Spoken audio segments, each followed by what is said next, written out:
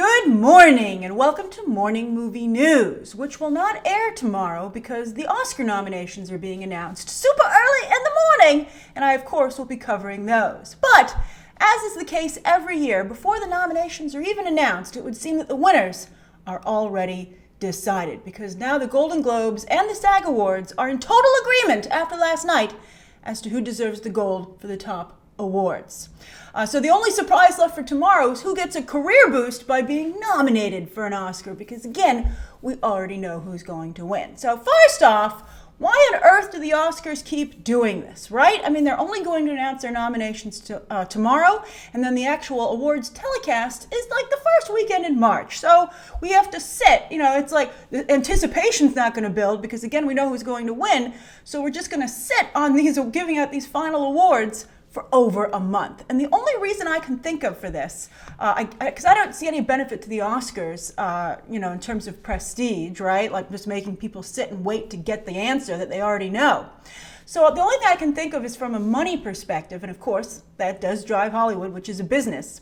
Maybe the idea is that by that time, all of the awards movies that came out during the holiday are out for digital, for streaming. And so they can maybe make some money then with everybody saying, well, I guess I should check out these movies, right? I mean, as we're going to discuss on Movie Math later today, none of these awards contenders are doing well at the box office. So maybe Three Billboards, which is dominating awards season, and even as it wins at the Golden Globes, sweeps at the Golden Globes and the SAG Awards, still, nobody's willing to pay for a full-price movie ticket to go and see the film. So maybe they're thinking, well, if we wait until in this, and Three Billboards will hit digital in mid-February.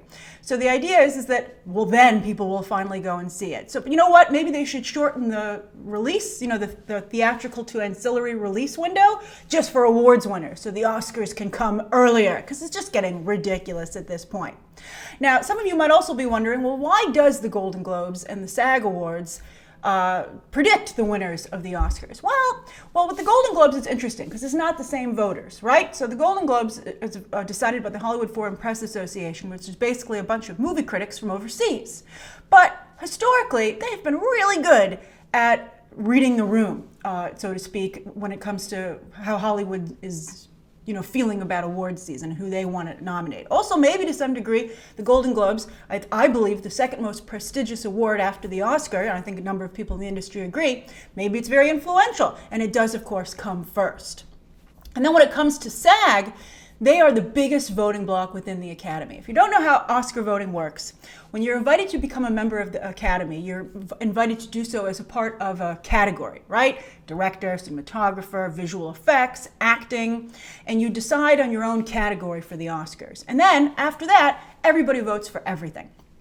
And that's why we get upset every year, because we'll see these Hollywood Reporter runs anonymous Oscar ballot interviews, and you always have all these voters saying, I didn't watch half the movies that I have to vote on, or I voted for like non-professional reasons. It's ridiculous, but that's the system that we have.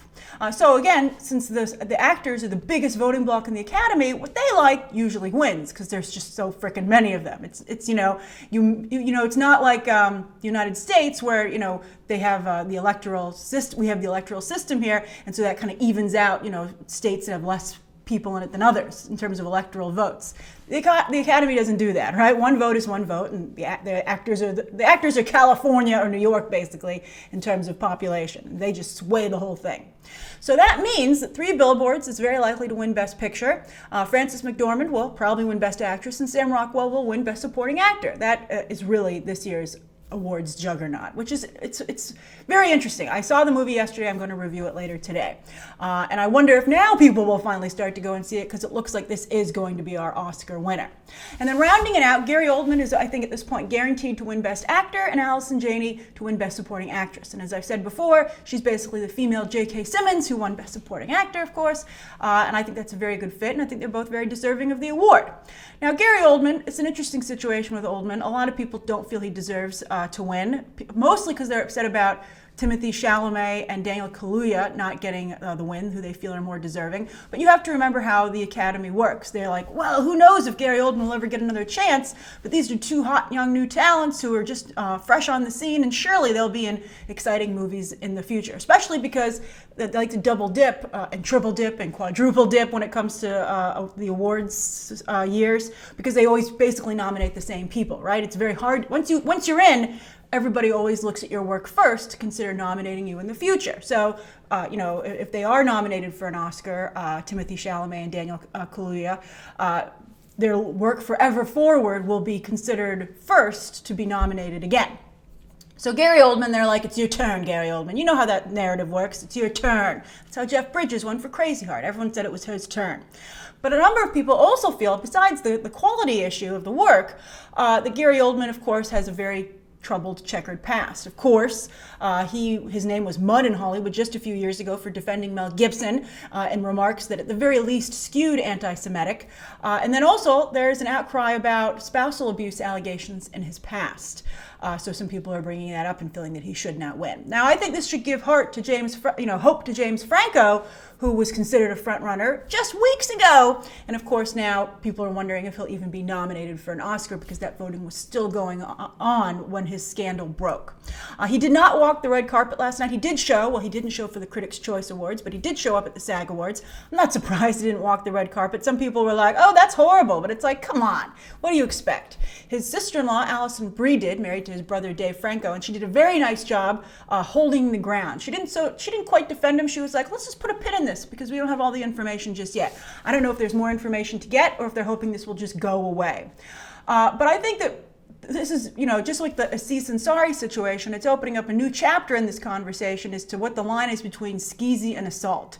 And I think also when it comes to the casting couch, which there's an element to the stories with Aziz Ansari and James Franco, the reason the casting couch has been around for so long in Hollywood is because it's benefited people on both sides.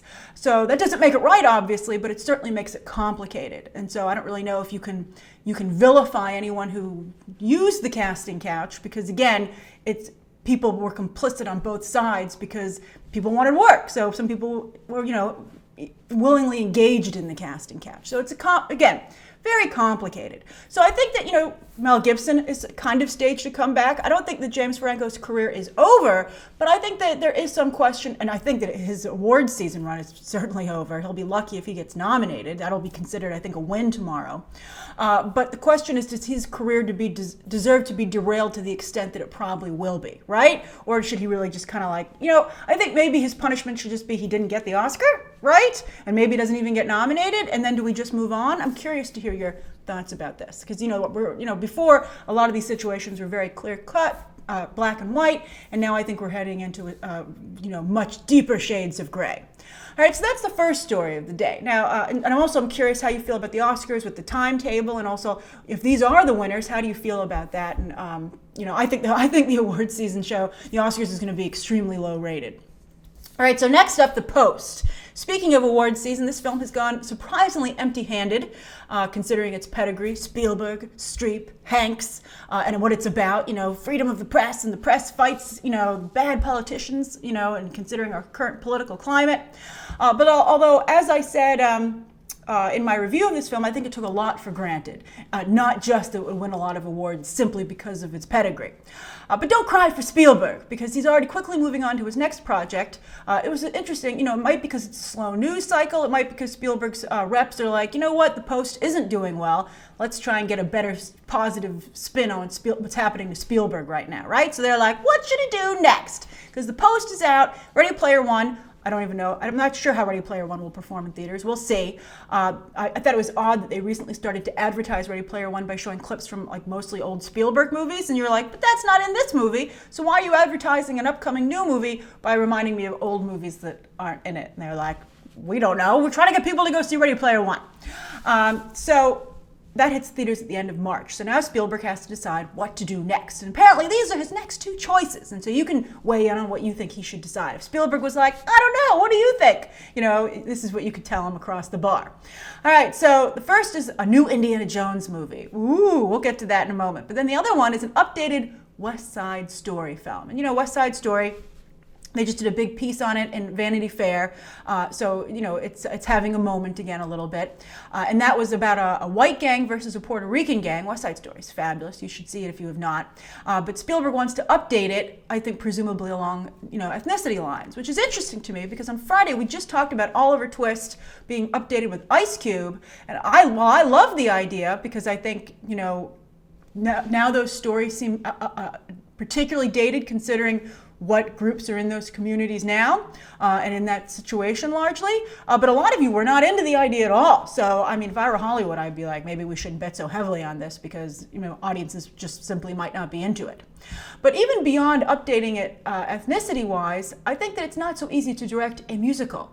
Just ask The Greatest Showman, Michael Gracie, his first feature actually, and I think that film made some mistakes in terms of its directing, which, it seems to be kind of coming around, but I think that it was an unnecessary hurdle for it to have to overcome. But so even though Spielberg was one of the greatest directors of all time, hands down, the man's a genius. He's only a genius in certain areas. Just because you're very talented doesn't mean you can do anything in that zone. Just look at The Post, which I think, again, he phoned in.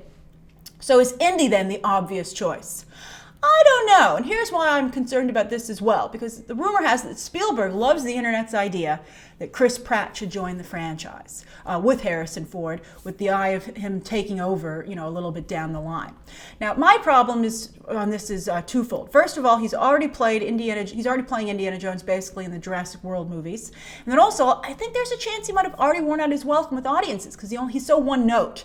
I'm curious. I mean, I would be keeping an eye on Chris Pratt. I think the jury might still be out on him. But then here's another wrinkle. When you think about what's happened to Star Wars films and, the popularity of the original characters that has really been driving the episodes so far, 7 and 8, and that the people haven't really, sparked as much to the new characters, why would you go do the same exact thing with another Lucasfilm property? We want to see original Indy doing original Indy things, no refrigerators. So I think that it's shocking to me, especially after how things went down with Shia LaBeouf. Nobody wants to see Indiana Jones turn into a National Lampoon Family Vacation film either, right? I'm surprised that Spielberg has learned so little from his last outing and from what's happening, currently in the multiplex. I mean, does he go to the movies and does he read online comments and see what the atmosphere is? And how could he not? Or at least have an intern do it and report back. But anyway, what do you think Spielberg should choose next? And note that apparently a third choice is neither of these. They say if another script catches his attention. His team should just be throwing other scripts in front of him and be like, how about this one? All right, so then the third story of the day is that the Detective Pikachu movie just got a little cooler and a little more globally savvy. Now, of course, Ryan Reynolds is voicing Detective Pikachu, maybe also doing motion capture. Hilarious. They have to get footage of that to promote the film. And then also the Get Down in Jurassic World 2, speaking of Jurassic World, Justice Smith will star, as the live action star. And now Ken Watanabe has joined as a new character created specifically for the movie, Detective Yoshida. I love it so much. I just hope he has a lot of screen time because I was excited about Takeshi Kitano and Shin Han in Ghost in the Shell, who were playing significant members of Section 9 in the anime manga, but ended up playing very insignificant characters in the movie version of Section 9, which I thought was horrible. And I think it would be even cooler if Watanabe got his iconic line, which he killed as he did in Godzilla. Let them fight, indeed. I love it so much. I'm a big Ken Watanabe fan. And he's very much, just like Allison Janney and J.K. Simmons, he's very much a working actor. So I'm very excited. It looked for a while there he was going to break through, but I'm just very excited for him to have another opportunity like this at this stage of his career. But my question for you is, does this make you also more excited for Detective Pikachu? Or do you think in an effort to appeal to the Asian box office, the mighty Asian box office, right? Does the movie maybe not going to have enough star power stateside, right? Because Ken Watanabe, while cool, does not sell a lot of tickets here, right? My other question, though, that I'm wondering about is tone. Because with Ryan Reynolds and Ken Watanabe, is there maybe a way that Detective Pikachu could appeal to non-family adults? I think there's a very good chance, and that would certainly help its box office, right? All right, so let's get to today's viewer question, which is from KBG12 Ela. KGB12 Ela. So the viewer question, I love this. Can you please explain Pixar's emotional manipulation? You guys ask me about this all the time, although more people are coming over to my side every day that Pixar emotionally manipulates people. But KBG says, why is Toy Story 3 emotionally manipulative and Logan isn't? Love your videos, perfect entertainment and knowledge. Oh, that's very nice of you. And I love your question. It's a very good question. So it's a matter of getting to a sad point in a story organically, earning it, versus rushing or skipping directly to that moment in an effort to make your story seem more dramatic as the result of shocking your audience into an emotional reaction. I cried my eyes out, therefore it must be a dramatic, sophisticated, good movie, right? That's the correlation that Pixar's trying to utilize. But this is what you have to ask yourself when you're watching a movie. You say, if you take the emotional moment out of the movie, does it still work? For instance, if you take the incinerator scene out of Toy Story 3, the movie totally still works. It was just put in there to raise the stakes and again to make the movie seem more dramatic via shock value, right? You're like, oh my God, it's like, it elicits so many horrible moments throughout history. Those last seconds when a group knows they're going to die and there's nothing they can do about it. Both current, I don't even want to reference them. They're just so horrible. And I think that it was cheap of Pixar to do that. And I think they knowingly did it. Logan, however, the whole movie is about the end of Wolverine, right? And if you take out the sad moments in the film, there's no movie because they're so entwined in the story. And that's the point of the story. So here's another way to think about it. For instance, that invisible, the elephant in Inside Out. If you take that character out of the movie's still pretty much the same, right? It's again, he was just there to die. It annoyed me so much. They're like, you see this character? We've only introduced him to die. He's not going to do anything else in the movie but sacrifice his life. And you're like, and he didn't even have to, right? So it was very frustrating. So to ask yourself, when it comes to a sad moment in a film, does the movie plant the seeds for that sad moment early on? Does it take the time to water them and prune them as they grow? And only then do they blossom into a beautiful, sad, earned moment? Or does the movie simply stick plastic flowers in the ground and say, look at that, give me the top prize at the gardening festival, right? And you're like, it's plastic, it's not real, you didn't grow that, it doesn't show, I guess that's the thing, it doesn't show any skill. I mean, you realize that you need pretty flowers to win the gardening prize, but you just bought them already done. It doesn't show any ability to tell a story or to garden, right? If you want to use my metaphor. So anyway, I hope that clarifies it for you. And thank you for, again, such a great question. All right, so that's today's morning movie news. Please write down what you think of today's top 3 stories, KBG's viewer question, anything you'd like to see covered on Wednesday, and any questions that you might have. And I hope you'll join me tomorrow when I'm covering, I'm not going to do it live, but I'll be doing a video right away talking about those Oscar nominations. Let's see who gets nominated because we know who's going to win. All right, again, write your thoughts down below, and you can check out some more videos right now.